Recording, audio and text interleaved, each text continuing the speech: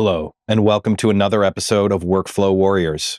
I'm your host, Rob, and today we're going to talk about my audio plugin stack that I use when editing and mastering podcasts. I have created 3 different podcast series: Life in the Circus, BC Healthcare Matters, and my own personal podcast, Between Two Pints. I've shot and edited over 30 episodes, probably more at this point, maybe 40. And I am initially a camera guy. However, I'm pretty happy with the audio results I've gotten from this. So let's dig into things. So the first thing you want to do if you're editing in Adobe Premiere is you need to open up the audio track mixer. And the thing that you'll see is that it won't have these things here, these where you can put plugins in. It just has these, and it'll have a little arrow here or up in the left. You want to click that, and this will roll out. And then let's just listen to things. Oh, so you're like pretending? Oh, yeah. Oh, it's sorry. Yeah. I ruined the bit. What's the level of cursing that you like in yours? I mean, I allow some, yeah. It sounds good. I'm really lucky. Recording the Life in the Circus podcast, there was like weird hum in the building. And the BC Healthcare Matters podcast, there were like fridges and stuff. We were interviewing people in clinics. I'm really lucky. This room's very quiet. The worst I have to worry about is the fans and the lights and stuff. However, all of this works in that. Usually you just have to crank the noise removal a little bit higher. Let's say you're watching this tutorial and you have a podcast in Adobe Premiere or Resolve. And you're like, oh, wow, okay, cool. So you go to Waves, you buy the 5 plugins, which I'll list in the comments below. And then you're like, you've installed them. And you're like, okay, they're just not showing up when I try to add them in Adobe. So what you want to do is you want to go to the Audio Plugin Manager. When you install your plugins, I highly recommend you put them in an easy to find folder, like VST plugins on your C drive.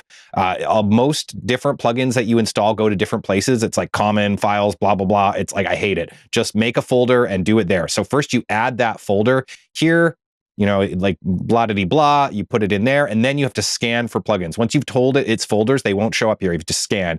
These are all the built-in ones in Adobe, and I was using them and like NoiseGate and stuff.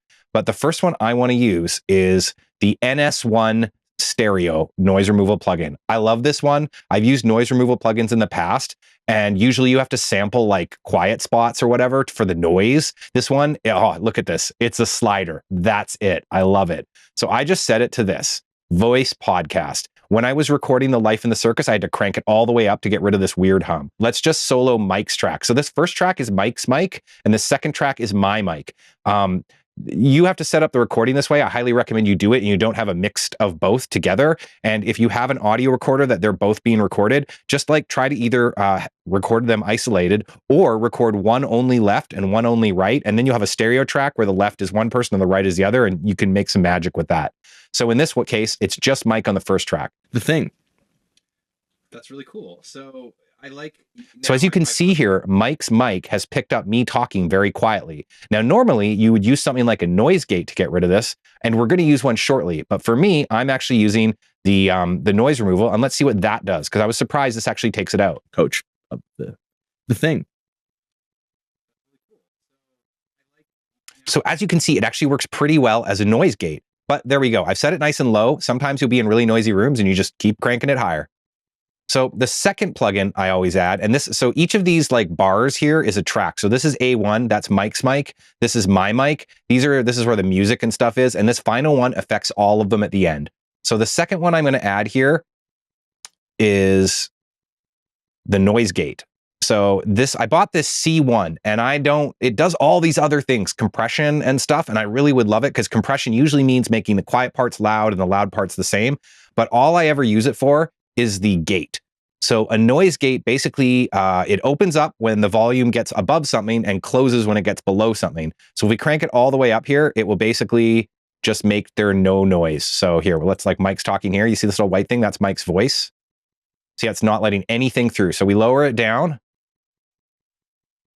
And then this upper arrow is where it opens, and this lower one is where it closes. Because a lot of times people like start talking loud, and then as they trail off, they get quieter. So you want to capture that stuff.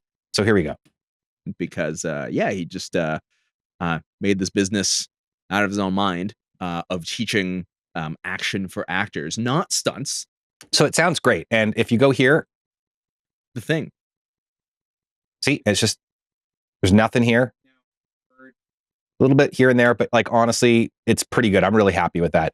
So the final one I add for each track individually is this F6 real-time analyzer. And it's really interesting because I bought all these plugins and then I was visiting my friend who's a sound guy and a DJ and a really handsome and cool dude, Ryan Labrie, who helped me with the audio for Curse of the Cleric, a short film. And when he was helping me on it, he was helping me on my computer. And he's like, oh, well, normally I use this really good real-time analyzer, but there's no way you have it. So let's see what you have built in. And I'm like, oh, well, I have this thing I bought for podcast. And he's like, oh, damn, dude, this is the one I use.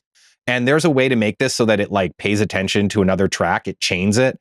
I tried doing a tutorial. I couldn't figure it out. I will figure it out one day. But all I use it for now is a vocal cleaner. It just like rolls off the lows and a little bit of the highs. And that's it. I don't touch anything. This is like a preset.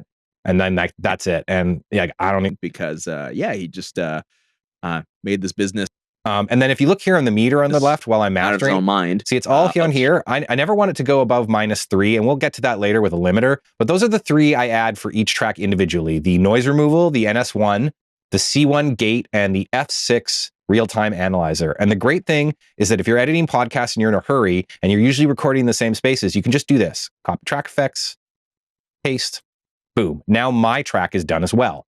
And then the final thing we want to do is over here, these are the last 2 plugins, and then I use a built-in plugin. So microphones do weird stuff with S's and shush sounds. So if we do here, we go the de-esser, another one bought from Waves, and it's got great male S and male sh. So I double it up, get that, and then de-esser, male sh. Obviously, if I have a female guest or someone with a higher pitch voice, we'll do that. I again, one of my friends was like, oh, well, you know, every human voice has like a different frequency at S's and sh's on. Like, okay, this is the last plugin that I bought that I love, the 5th one. And it is the CLA 76 stereo. And I love this one. So this emulates tube amps. And that's really cool. So old timey amps are actually, oh, here, let me just go, what is it? Male voice. There was a male voice somewhere. Male vocal. There we go. And now old timey amps before like computer chips and stuff used to use vacuum tubes. And the thing is that they actually made the sound warmer and sexier is what some people like myself would call it. So if we want to listen to this here, let's just listen to Mike. Teaching action for actors, not stunts, but specifically fighting for film and TV. Something I'm pretty well versed in, but had never thought to make a business out of. I always forget now. Now I'm like, I'm talking to you now, but it's rudely just leaving out the real human. It's okay. Yeah. No, please. But to answer your question, yes. I did not have to fight for it. I was able to acquire it through. So it may be hard for you to hear because you're listening to your earphones on your phone, but I've got like my big earphones that I use for audio mastering and stuff like that. And it definitely makes a big difference. It sounds like warmer. It sounds more radio announcer. The only thing I would do is while we're listening to this, let's just through just being the main coach of the thing.